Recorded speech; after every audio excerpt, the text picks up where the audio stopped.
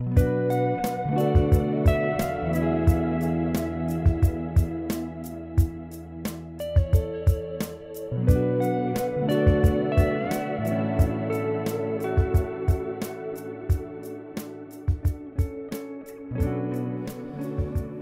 and welcome to the show. Thank you for listening. Thank you for being here for the inaugural episode 1. My goal for this show is to use this time to talk about my writing journey, to talk about books and stories that interest me, and just whatever I'm thinking about that week. I'm not going to call this a writing podcast because, well, for one, that just feels too limiting, and then as any good writer knows, it's not just that Batman has to stop the Joker before he destroys the city, but it's also that Batman has the commissioner breathing down his neck, and he has a love affair who's on the verge of finding out his true identity, and he has his own interior battles of, being claustrophobic and fearful of rodents. And life is never as simple as, I'm just running this one race. Life is not that simple. Good stories are never that simple. Even superhero stories, which are relatively straightforward. I mean, if you cut out all the subplots, you could just have Batman and the Joker fighting for 90 minutes, hand fighting. So that's a long-winded way of saying that this is not just a writing advice podcast, but it is my true story. That's important to me. And it is my show, damn it. And also, the shows that I love, the podcasts especially that I love, are the ones where the hosts are free to talk about everything and anything. It's always frustrating to me when I hear an interview and some fascinating point comes up, but then the interviewer just glosses over that because they have to move on to the next topic. It's very strange, but that's just an interview, and that's the format, and it's informational, and it's nonfiction, so those are valuable for what they are. But this is not an interview show, and this is not a writing advice podcast per se, because I'm not an author, and who would take writing advice from a non-author? Which is a good segue into my next point, which is I want to share with you my writing journey and talk about what I'm doing and where I'm going. But before I get into all that, I want to read you something. This is a paragraph, a short section from On the Road by Jack Kerouac, and I think it'll help explain a little bit where my head is at right now. So this paragraph is from really early on in On the Road, and it's when he is hitchhiking across the country and things are not going very well from him. He's trying to get to the West Coast, and he's been driving all night, and he got a ride, and he strangely or unusually ended up coming into town after a long ride in the morning. So he got a hotel in the morning and slept all day. And then here's what he said. I woke up as the sun was reddening, and that was the one distinct time in my life, the strangest moment of all, when I didn't know who I was. I was far away from home, haunted and tired with travel, in a cheap hotel room I'd never seen, hearing the hiss of steam outside and the creak of the old wood of the hotel and footsteps upstairs and all the sad sounds, and I looked at the cracked high ceiling and really didn't know who I was for about 15 strange seconds. I wasn't scared. I was just somebody else, some stranger, and my whole life was a haunted life, the life of a ghost. I was halfway across America at the dividing line between the east of my youth and the west of my future, and maybe that's why it happened right then and there that strange red afternoon. So I love this passage because it's all about perspective, and what happened to this guy as he was hitchhiking across America is that he got out of his own life and out of his own home and away from all of his friends and family, and he woke up in a strange hotel, and there was that strange, which I love these kind of weird moments, and they do happen.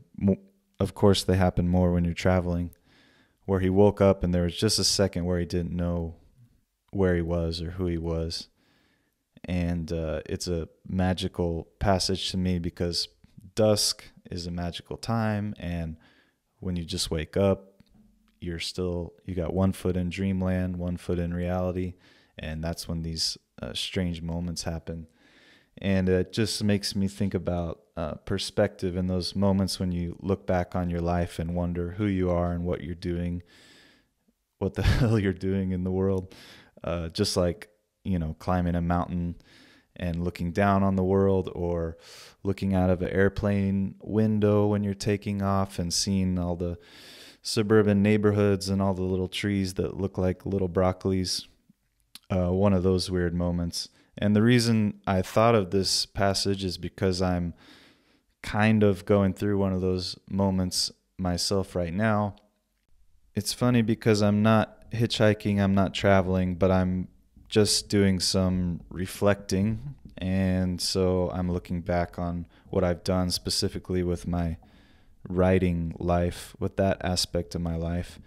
And so there's a couple things that happen. So the first thing, my wife and I recently moved to a new apartment, and we signed a 2-year lease. And anybody who knows anything about me knows that I've traveled relatively a lot. Some people have traveled more than I ever will, but I hate these so I've lived in a few different countries, and I've traveled a lot. And anyways, who cares? So we signed this 2-year lease for our new apartment, and that's the longest stint of time in a while where I've committed to being in this one place and doing this one thing. So it's exciting. I'm in this sort of nesting phase where we're getting our apartment together, and I'm going to the gym.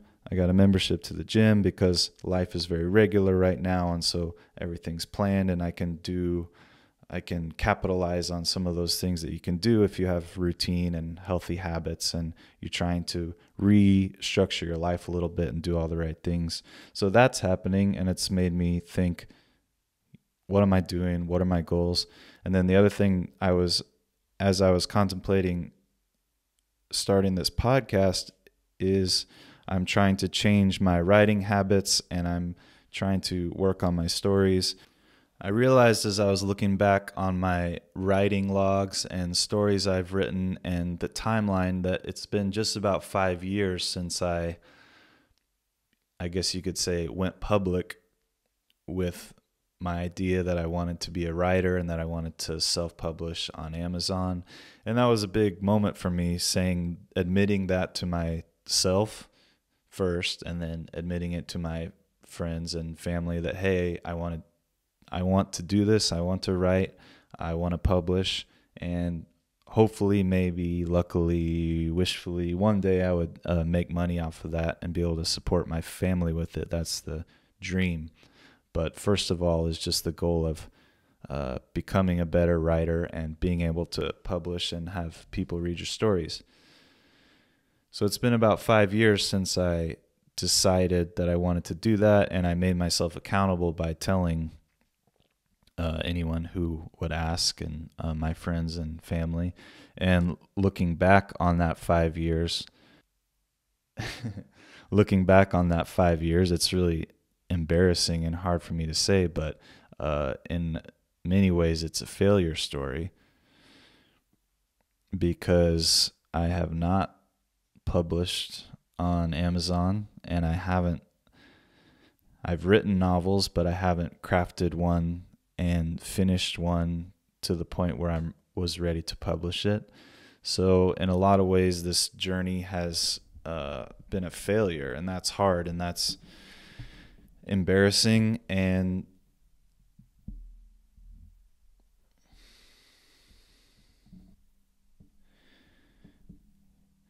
I guess you could say that I came to sort of a crossroads, and when I'm trying to be honest with myself and I look back and look at everything that's happened as objectively as I can, then I say, hey, you started this goal 5 years ago.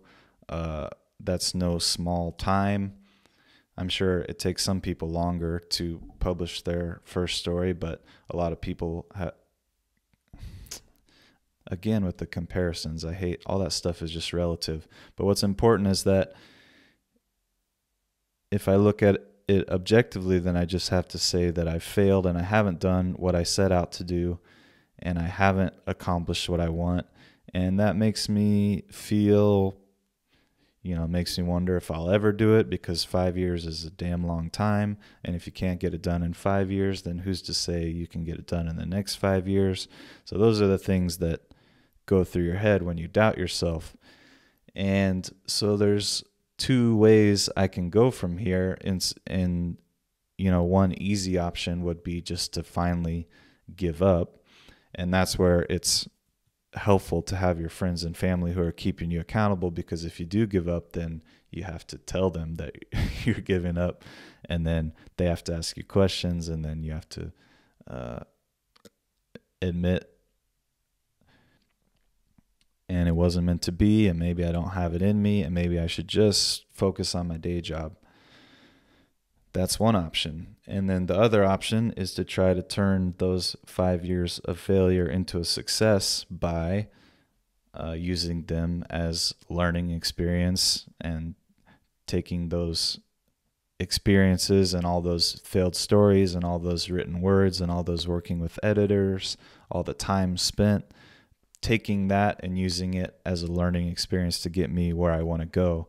And part of my goal with this podcast is to even make myself more accountable, which is to talk more personally and private to you about what I'm doing and what I'm up to week by week, so that it holds me even more accountable than just this sort of vague notion that I've put out there that one day I'll be a writer, because so far that hasn't worked out for me.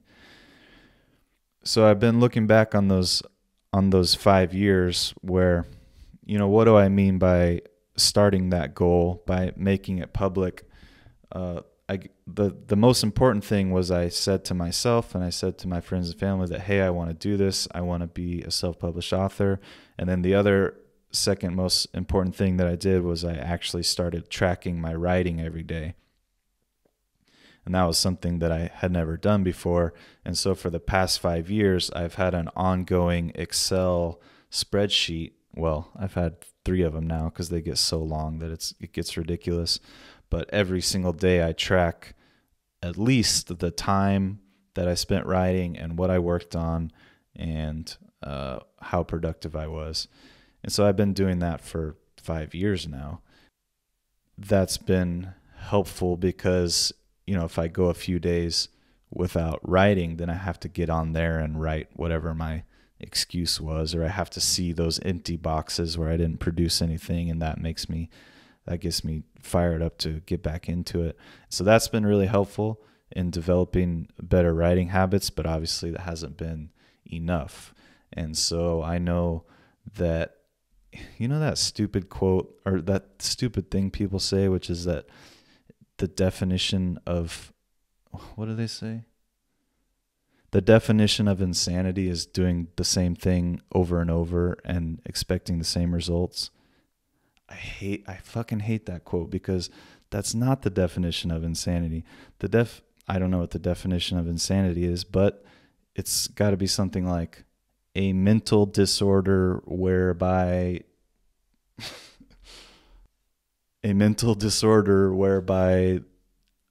a person cannot distinguish reality from fantasy. I don't know. But there's lots of other ways you can be insane. You can think that the room is crawling with spiders when it's really not. Is that the definition of insanity? You could think that you're an elephant and you're really not an elephant, and that doing the same thing over and over and expecting different results is, damn it, it's not the definition of insanity, but it is stupid. And so when I'm looking back on what I've done for the last 5 years, I realize I need to change, because whatever I've been doing, it hasn't gotten me to where I want to go. And I need to face the facts, and I need to look back at what I've done, and I need to make big changes, because what I'm doing is not working. So it's been kind of painful, but also fun and nostalgic to go back and look at what I've done and what I've created.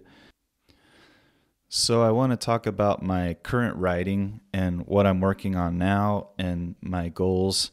But I also want to first start off this podcast and the next few episodes by talking about what I've done so that I can, first of all, so that I can bring you up to speed on my journey. And then second of all, so that I can actually go through it all and process it and figure out what I did wrong and make the changes that I need to make.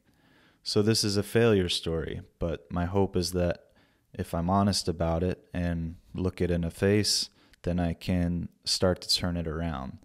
So I want to eventually get up to the current day and what I'm working about and what I'm working on and what I'm thinking about. But I do want to start from the beginning. So 5 years ago, my wife and I quit our jobs. We got married, so she wasn't my wife before we quit our jobs. We got married, quit our jobs, and moved overseas all at the same time. Well, over the course of a winter. And that was a wild time. And when you quit your job, when you go through a career change like that, it's a really good time to be introspective and to wonder what the hell you're doing in the world and what you really want to do. And if you're the kind of character that you had hoped that you would be. And so that's what I was going through at the time. And it's just one of those, I don't know. I don't want to be too hokey about it, but it was a transition time in life. And what happened was, my coworkers gave me a Kindle. So this was beginning of 2014. It was the first Kindle I ever had. And it was a Kindle Paperwhite, and it was fucking awesome. And I don't know why I never had one before that, but my coworkers gave it to me, and it was an amazing gift. And the first book that I downloaded on the Kindle was On Writing by Stephen King. And I don't know why I downloaded that, because I don't know.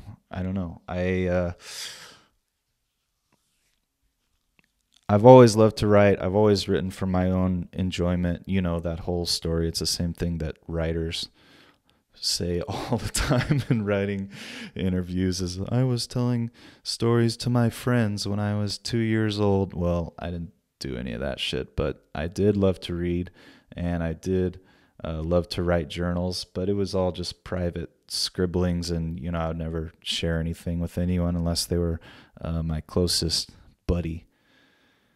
So I don't know why I downloaded that book On Writing exactly. I don't know if I just found it on accident or if there was some sort of, if my, what do you call that? If my subconscious was speaking to me, or my soul was rising out of my heart and into my fingers, and I just purchased it because I'd always wanted to be a writer, but I never had the guts to say that I even wanted to. I don't know. I bought that book On Writing.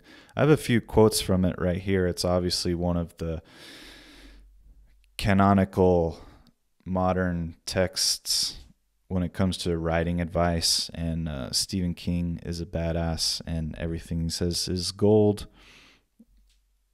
By the way, I just recently read Salem's Lot. I had never read it before. Insane and awesome.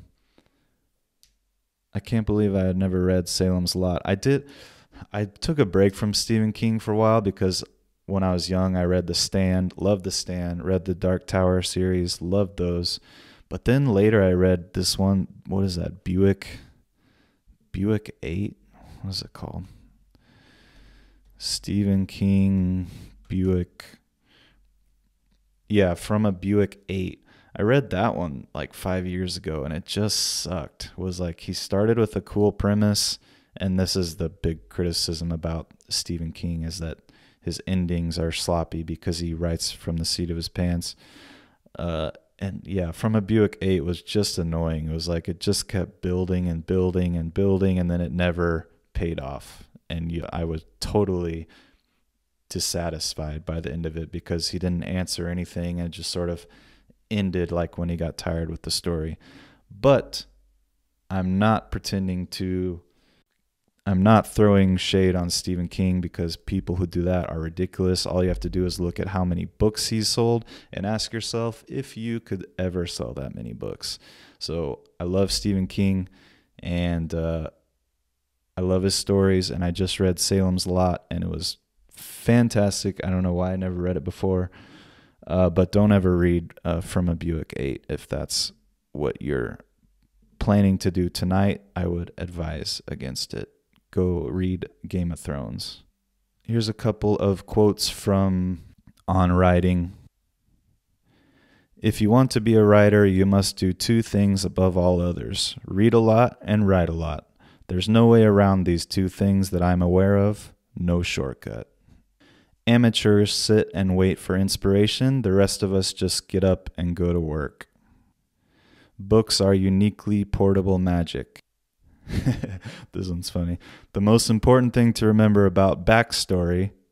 The most important things to remember about backstory are that A, everyone has a history, and B, most of it isn't very interesting. So, amazing book, amazing memoir. He tells a story of how he pulled his wife pulled his first hit novel, Carrie, out of the wastebasket because he had trashed it and didn't think it was any good. Just, all his stories are amazing. So I was reading that in the winter of 2013, 2014. I read On Writing and I loved it, but as with most people before the recent self-publishing boom of the late 2000 and early 2000 teens, what do you call those? The 2010, the now, whatever now is. As with most people who weren't hip to the self-publishing boom and Amazon and Kindle direct publishing and everything that came with that, I just never thought that it was reasonable or possible or smart to try and be a writer, because I just thought you have to, it's basically you have to be amazing and you have to hit the jackpot with a publisher. And so even though I loved writing and reading, I never crossed my mind to try to become an author. But that changed when right after, I like telling this story because people often ask me, how I got interested in self-publishing or why I got into it and why I was interested in it in the first place. And what happened, the sort of light bulb moment for me, was a podcast that I was listening to. I was listening to this financial advisor and sort of inspirational writer named James Altucher. He has a podcast, and it must have been 2014, he interviewed Hugh Howey, who is one of the rock stars of self-publishing success. He was one of the big names in the very beginning of the Amazon self-publishing boom, and his story is awesome. You can listen to a million interviews or read his blog, but basically he was in his 30s. He was working at a bookstore, making minimum wage or whatever, and he started writing his own stories and publishing them on Amazon in his own time. He would wake up in the morning from 4 a.m. to 8 a.m. and then he would write all morning, and then he would go and work his day job. And it was from Hugh Howey that I learned that the way to do well as a self-published author was not to try and write this great, amazing story that is going to impress everybody and top the charts, but the way to do well as a self-published author was to write a lot and to be prolific and to get better and to grow your small base of fans and cultivate them, and over the years and over time to build your backlist until you have more and more fans and more books. And self-published authors there are a lot of them out there who've done really well for themselves with this model of, especially the ones who can publish fast, who can get out a book a month or 3 books a year or whatever it is. Everybody's different. But Hugh Howey worked tirelessly on this, and it was his 9th novel, which took off. And it really took off. And he made more money than God. And he had this book called Wool, which I totally recommend to anybody who half likes sci-fi or fantasy. It's a really fun story. It has a kick in the gut ending, and it just got people talking. People loved it, and it spread by word of mouth, and it was just a good story.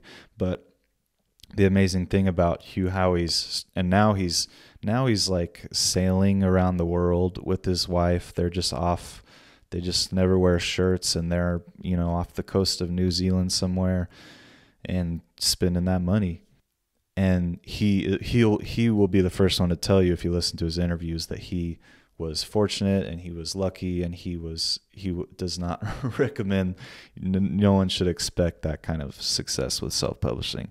But let me talk about Wool for a second. So Wool was this amazing science fiction story, and it was a short story. It was more like a novella that he wrote that just took off, and people loved it, and he ended up turning it into a 5-part novel series, and I think you can buy it as one massive novel, but he wrote it as sort of 5 novellas or 5 small novels, all in a sequel, and they were all topping the charts on Amazon, and they all did really well, and people loved the series. I'm a big fan. I love just picking up. I have a serious problem with reading 6 books at a time, or being interested in 6 stories at a time, and I always have a few different books going on, and I don't care if people say that's good or bad. That's just what I do these days. But one thing I love to do is pick up novels that I love, or just any novel, and read the first paragraph and see if it's catchy and see if it hooks you and reels you in. But here is a great example if you're trying to wow readers on the first page. Here's the first 50 words of Wool by Hugh Howey.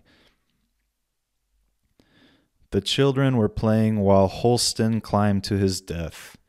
He could hear them squealing as only happy children do. While they thundered about frantically above, Holston took his time, each step methodical and ponderous, as he wound his way around and around the spiral staircase, old boots ringing out on metal treads. It's a damn good story. But I just like that line about how the children were playing as Holston climbed to his death. If there's ever a way to catch a reader, it's to throw up murder or a death in there. But it can also be really cheesy when it's not done right, and when it's obvious that the author is just trying to kick you in the face with a fantastic murder line. That's annoying. But Hugh Howey did it well, obviously.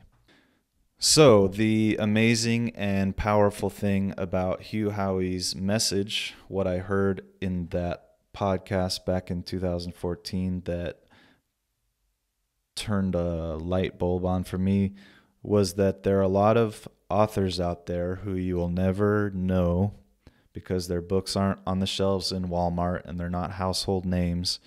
But there are a lot of authors out there who make a living writing, and they work really hard, and they publish lots of stories, and they do right by their fans, and they make a living with self-publishing. And some of them go on to get traditionally published, or maybe they're hybrid authors, but they just do it themselves. And this whole industry is still, self-publishing has always been a thing.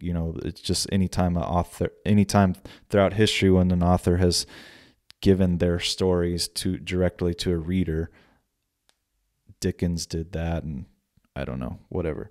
But the boom that happened 12 years ago was that Amazon started KDP, Kindle Direct Publishing, and that's when the Kindle was released, and that's when authors could publish their works on Amazon. And those first few years were apparently the golden years where there weren't too many stories on KDP, and if you happen to write a good story, you had a better chance of taking off, and a lot of people did really well by that, which is awesome. And I wish I had known about it back then, but but even if I had known about it back then, I still wouldn't have finished my novels because I haven't figured that out for myself yet. And that's what I'm working on, and that's why I'm here. I just thought of this, and it scares me to say this, but I was going to talk a little bit about things that I had written and some of the failures that I made along the way. And as I was talking about Wool and Hugh Howey, this was playing in the back of my head. But I think that what I should do is I should reference some of these stories that I've written and the things that I actually have done. I should put them up on my website so that as I talk about them and show because the point of what I'm doing here is to talk about my progression and my growth or failure to grow as a writer. And so I should just put this shit on my website because why not? And if anyone's interested, they can read it and look at it, and maybe it'll help fledgling authors out there who are trying not to make the same mistakes I made. Maybe it'll help me. I'll get back to you on that, but I should definitely do that. So back to Hugh Howey, the magic of his message that I had never heard before and never considered before was regular Joe Schmoes who are working day jobs out there and who are unhappy with their day jobs, which is a lot of the world, and certainly me at the time. Those kind of people have a chance to become authors. And Hugh Howey told a very down-to-earth, realistic story about how he busted his ass for a long time, and he got to the point where he could pay his utility bill with the money that he was making from writing, and that was amazing to him. And he did a really good job at staying humble and keeping his expectations low, and I think that's one of the reasons that he was successful, among other reasons. But that story was really magical, and it was so powerful for me to hear that it was like a worldwide event, like a president getting elected, or Michael Jordan hitting a shot, or I was going to say 9/11, but that's just a kind of a sad thing to think about. But I still remember where I was and exactly what I was doing, which was washing dishes, which, by the way, is an amazing time to listen to podcasts if you've never tried it before. I was washing dishes, and I remembered the kitchen of where we were living at the time, and I listened to this podcast, and I just sat down, and I thought, man, I mean, I'm a Joe Schmo. I'm a normal guy. I'm working a job that I don't like, and maybe I can do that. And one of the things that really hit home for me was Hugh Howey said, well, you just got to work hard. You got to wake up early, and you got to do it. And that was the same message that I had been hearing from Stephen King while I was reading on writing over the winter. And those two things combined just sort of slapped me in the face. And I thought, if you don't try this, you never will. And no regrets and all that mumbo jumbo. And so that's when I started my tracking sheet, my Excel sheet, which I still have to this day, where is one of the few things I would say is a success, is that at least two big things. So the first was, not too long after that, I mustered up the courage to say to my friends and family, hey, I'm doing this, I'm writing, I'm actually being intentional about it, and just making that public. So that was huge.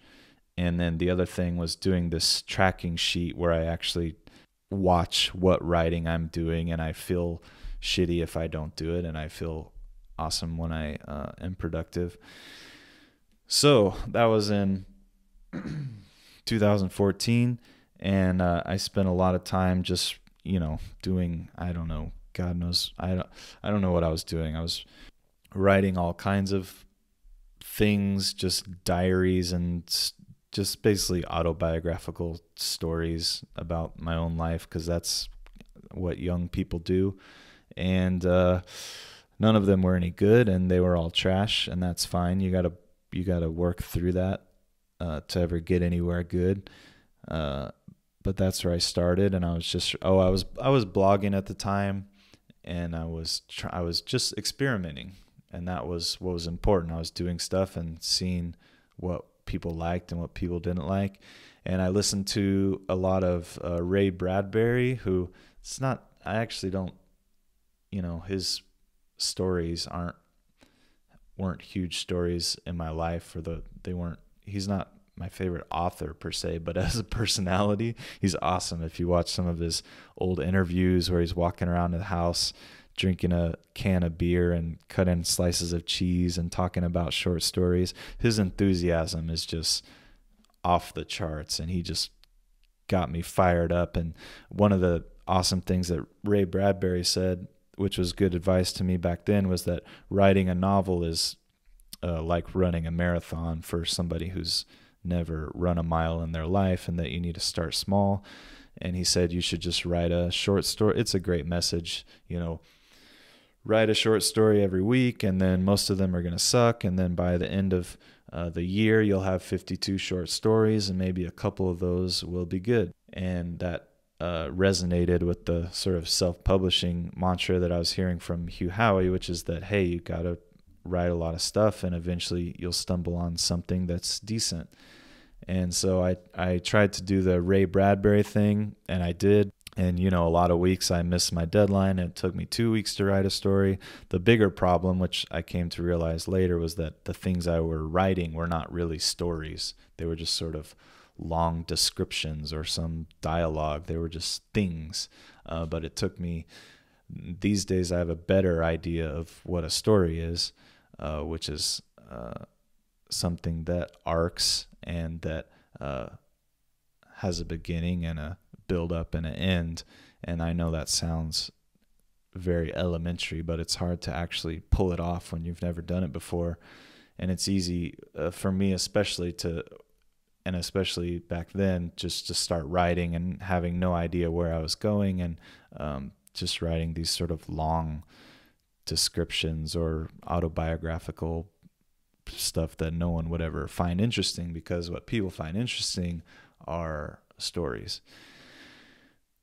So I did the Ray Bradbury thing. That was really good for me. Sometimes it would take me 2 weeks. Sometimes it would take me 3 weeks. Sometimes I'd write 2 stories in 1 week. But I failed a lot, and I did, fun stuff like just saying, hey, how hard can it be to write a mystery? And then I tried to write a mystery, and then I realized very quickly how hard it was. And I wrote a few stories. I wrote a bunch, I don't know how many, 30 stories. That all sort of culminated in this scene. Again, this wasn't even really a story, but it was a scene. I called it a short story, but it was more like just a scene called Mr. Green that I wrote, and people liked that one. It was the first one that I put up where I actually got a bunch of comments, and people were like, tell us more. And that was an amazing feeling, and that hadn't happened before on the other 30 stories that I had written. And I'll put that up on the website just so it can sort of live there as a signpost of the past, or as a, what do you say? So it can live there as a picture of the past. So I was writing short stories throughout all of 2014, and then the biggest thing that happened to me that year is I did Nanowrimo for the first time. And Nanowrimo, what does it stand for? National Novel Writing Month. It's in every November, and it's this online community, and people get on there and they encourage each other. And what you try to do is you try to write 50,000 words in the month of November, and if you accomplish that, then you win. And if you don't accomplish that, then you fail. And there's these cool little graphics when you log in as a user. You type in what you want to write about and the name of your story, and then it tracks your word count every day. And it's I think it's 1,667 words. That if you write that every day, then you'll hit 50,000. And so it really kicks your ass into gear. And that was really powerful for me, as it has been for millions of other people who've tried it. Some people do it every year. I did it a couple years in a row, and the first year I did it, I won, and that felt amazing. And people were rooting for me, and I wrote 50,000 words. And when you're not a writer and you just sort of write whenever you feel like it, you don't know what you're capable of. You don't know what kind of work it actually takes, and I certainly didn't know. And it was hard. And it's amazing when you're trying to write 1,600 words a day, and then you say you skip 2 days. Well, now you're down to whatever, nearly 5,000 words behind, and you just can't get that far behind and ever hope to come back. So that's a really good lesson, and I would totally recommend that to anybody who is even thinking of writing. The thing it did for me, of course, the story that I wrote was it was some sort of thinly veiled autobiographical story of friends traveling together, young boys, and it wasn't really it was some fun scenes and some fun characters, and it didn't really, by the time I got to 50,000 words, I hadn't really wrapped anything up. It was just sort of kicking off at that point, which, that just goes to show that I had no idea what I was doing. But the important part was that it showed me that I was capable of producing a lot if I was able to, like Stephen King says, to wake up every morning and do the work. And so I was getting somewhere, but I was getting there slowly. Looking back now, I guess I would say that first year was really all about overcoming the mental hurdle of sort of wanting to write stories but not committing to it because of that whole thing of, once you say you have a goal, now if you don't achieve that goal, you're a failure. And so it's hard to put yourself out there, and that's what I think everyone is comfortable. And even if we're not living our ideal lives, at least we're comfortable. But to go out there and reach for something, that's really admirable and really difficult, because to get to that mountaintop, whatever your mountaintop is, it's going to take a hell of a lot of work. And especially with writing, I've had to learn about my own mental state and my own insecurities and my own fuck-ups and my own bad habits and the things that keep me from doing what I profess to want to do. And that's hard. It's hard to look at yourself in that kind of light. And it was the best thing I've ever done, and it's put me in a really, really uncomfortable situation, because here I am 5 years later, and I have to admit that, hey, I haven't done what I set out to do, and that feels really shitty. But if I had never been able to speak it out loud in the beginning 5 years ago, then there never would have been a goal, and so it would have been much easier to quit, because there was no stakes and nobody knew about it. And I could just say, oh, it's my hobby, but I'm too, life's too busy. I got work and whatever. That's what the easy thing is to do. So looking back now on that first year, I would definitely say that just voicing that goal to myself, and then to other people admitting that, hey, I want to do this, that put the pressure on. And now I'm, and every year since then, I've had to face the same question, which is, okay, when are you either going to realize this dream or finally give up and admit that you can't do it?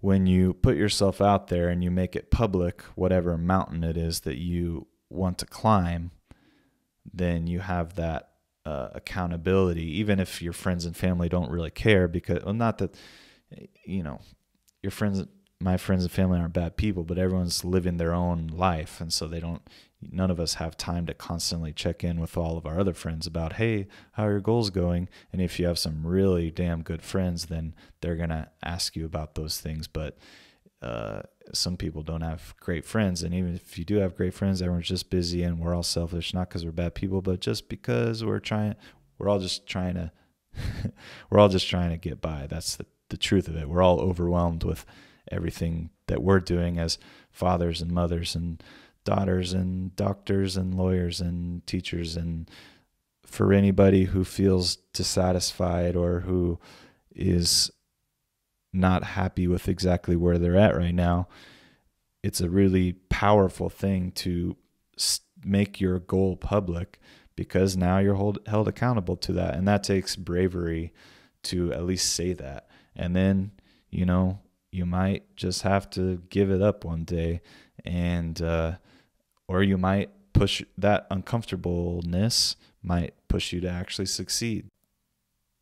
That's what I think about when I look back on that first year of reading Stephen King's On Writing, going through a big life transition, hearing that Hugh Howey story, and then doing NaNoWriMo and feeling like, hey, I can wake up early. I have focus, and I have some discipline, and if I work hard at this for long enough, then maybe I can make something out of it.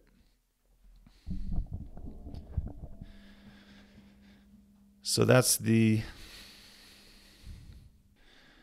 I think I'm going to call it there. I think that's good for the first episode. I've been talking long enough, and that's the beginning of my story.